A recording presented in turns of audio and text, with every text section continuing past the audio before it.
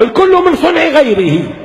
هذا من صنع نيوزيلندا، وهذا من صنع النمسا، وهذا من صنع أمريكا، وهذه من صنع سويسرا، وحذائي من صنع إيطاليا، ولباسي صوف جاي من بريطانيا.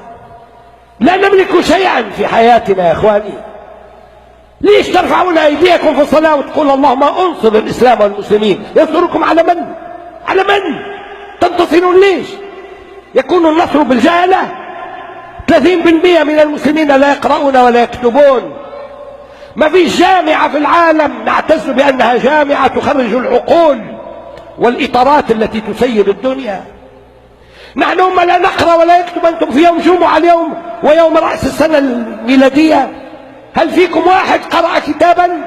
اسمحوا لي، لا نقرأ ولا نعلم زوجاتنا أن تقرأ، ولا أبنائنا يقرؤون.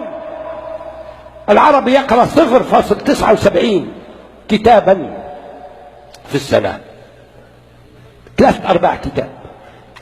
والياباني يقرأ 80 كتابا في السنة. كيف أكون أنا مثل الياباني؟ كيف أكون أنا مثل الأمريكي الأصل الذي تعلم أن يقرأ وتعلم أن يخطط وتعلم أن يباشر حياته بالدقة، بينما نحن نعيش بالعشوائية، أمة تعيش بالعواطف.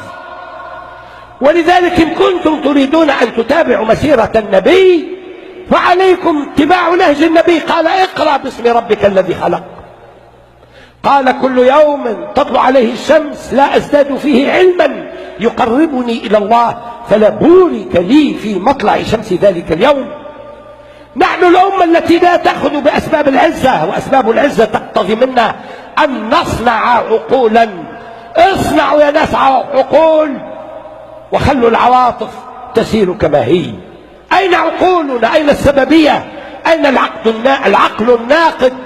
أين المنهج التربوي الصحيح؟ نحن الأمة يجب أن